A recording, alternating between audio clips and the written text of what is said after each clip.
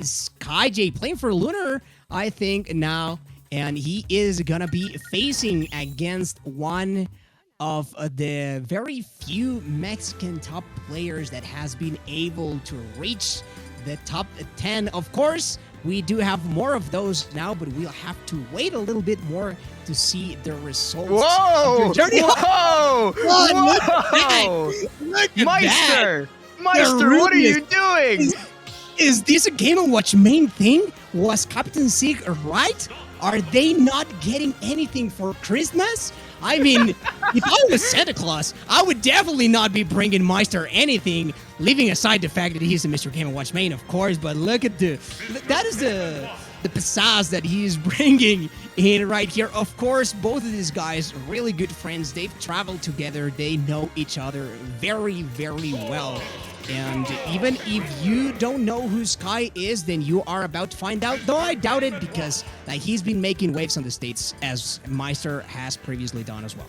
Yeah, I think for sure anybody who's been paying any sort of attention to the last couple majors in the United States has definitely seen Skyjay at work, especially if you watched Port Priority, where he was able to win doubles with Base Mage in a insane run through the doubles bracket. But here, he's going to be trying to make his name heard yet again in singles, taking on one of Mexico's best, one of the world's best, Space Station Gaming's Maister versus Lunar Skyjay. Let's get this going. And, well, already off the bat, what else were you expecting, Roy, other than Skyjay gets hit once and takes 88%? I was just about to touch he's upon dead. that. Like, he was very nearly dead. Like, Sky had to hold in for dear life to not lose that stock, and at least he does get the damage from the revenge with that fair. However, this is exactly what we were expecting. Like, every time that Maister busts out that Nair, or that he gets in a neutral exchange, that he should be getting at least like 70-80%. Like, even accounting for revenge, I think that Maister has enough experience to be able to consistently combo Maister like that. However, on the other side, it's a matter of whether or not Sky is able to actually get those stocks, taking advantage of the rage and the incredible potential for killing that his Incineroar does have. And he did die there from that Nair. And one thing that we are going to see, oh my god, never mind all of what I was about to say. Roy, we have to talk about this real quick, because this might be one of the most volatile matchups in all of Smash Bros. Ultimate. Both of these characters can just kind of get touch of death by each other, because Game & Watch, once he hits Incineroar, he's going to be able to continuously combo, continuously smother Incineroar and not let him get any options off. But Incineroar only needs like 2 or 3 hits before being able to kill Game & Watch, especially like you said with Rage, with Revenge. Both of those factors coming in means that Maister's going to consistently be taking like 70-80% per hit, and also going to be dying at like 60 or 70%. So this is very much a tough matchup for Skyjay, but very much not an undoable matchup for Skyjay should he play his cards right. But he's going to miss the spot dodge on that down smash there and eat a hearty hit as a result, losing that second stock. But he's not too far behind. Yeah, and Maister knows not to play by ledge too long. He cannot overstay his welcome, because he was at kill percent at like 50. So, like, he's already at kill percent right now. He's at kill percent. He very well could. Like, if he was recovering off stage and he gets caught by a long whip, he's definitely at kill percent right now. Like, he pretty much spawns on that. So here is gonna be a show for Maister to be able to actually close this out where it is with an edge guard with a straight hit, as he did with the first stock. But that long whip is very scary, and the revenge even more so, letting it bust immediately with that dash attack. But those percent are looking extremely even, and we could not call a winner just yet. There's no way to call it so far, Roy. You said it exactly, but we might be calling it here in a second. Skyjay does make it back. He manages to make it back on the stage, but he's not out of the woods yet. He needs to find solid footing on the stage before being able to get any moves off, and he does it right there with the fair. Now gets through Maister in the shield, gets the dash attack in too, and he's only 1 hit away from sealing this game away. Maister has to be careful with the ledge here. Skyjay's looking for the side B, doesn't find it. The up B out of shield is going to save Maister, at least for now, and the key will close it out. But that was a nail biter of a game 1. That was an extremely fun game to see. My goodness, it was back and forth when we were counting Sky out after how that first stock went, then he immediately brought it back, showing us exactly why, as you said perfectly last, this is one of the most volatile matchups that we are going to get to see. And honestly, is Sky bringing in the pain and showing why his character is prevalent in today's meta, even though, like, for the longest time is being considered down in the dumps. And same stage once more here. Let's see if this shorter stage, well, if Sky is able to bring it back, because that last game looked awfully close. And this Look at this aerial drift from exactly Skyjay. Look at this aerial drift coming through from Skyjay. He's doing such a great job of like bobbing and weaving around a lot of Maister's options and throwing out hitboxes of his own to cover. Now, once he does get a hit in, Maister is going to take Skyjay for 115%, but that's just part of the matchup. Skyjay's just paying the heavy tax at that point. Yeah, that is the thing. Like, you are going to have to pay that price to be able to face Mr. Game & Watch. Great recognition with the backer, just making sure to get rid of that bomb, because that is one way to do it. And I feel like one of the keys to be able to face Mr. Game & Watch is not being afraid whenever he is in the air and trying to drop those bombs. And this guy either respects it, completely going off the stage. This is the first time that he actually is within that range that it could be considered dangerous. But look at that, the cross chop. I thought the explosion was going to be it, but that is for sure going to do it. This side being one of the best command grabs in the game, and Sky one of the best in the world with it.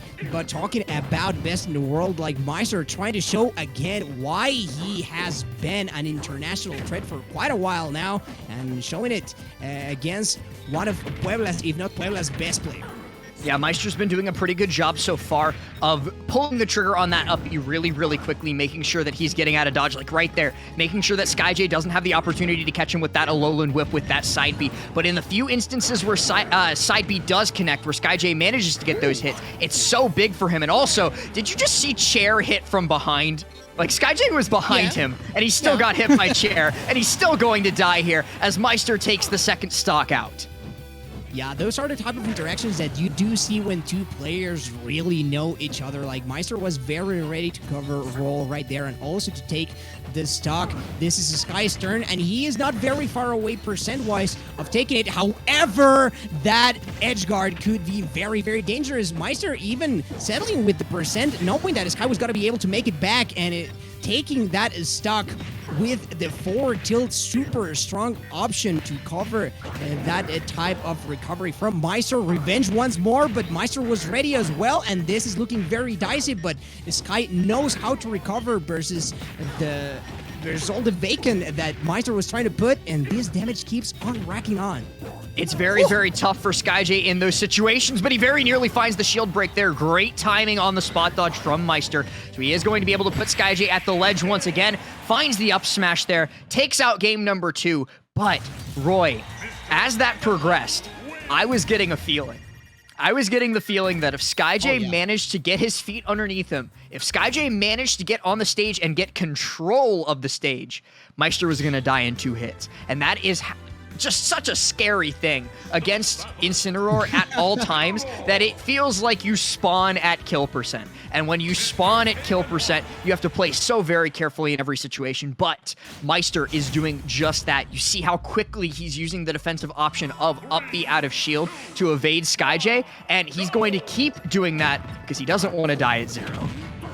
Oh my god, a quick 40 here. This is the first time that Sky has had a lead as far as the first stock goes. And for starters, however, Maister, like, getting a little overzealous with that neutral B, and that is going to cost him a little bit of extra percent because of that revenge. However, I think Sky was actually not able to use it, and instead of the back throw, like, Sky going for the mix-up, that up B, bailing Maister out, and now the situation is all for him. The ledge trap once more, and we've seen Sky suffering by the ledge. The Darkest Lariat on almost the scariest fastball right there for Sky. The situation is reversed. However, Maister manages to roll safely back into center stage, and this is rinse and repeat.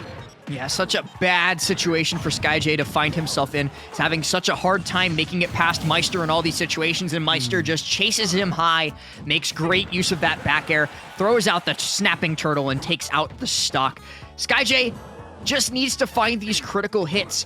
It's just that Maister's doing such a good job of making sure that those hits are few and far between. But again, when those hits present themselves, Skyjay always takes it as he takes out that stock right there to bring us back to even.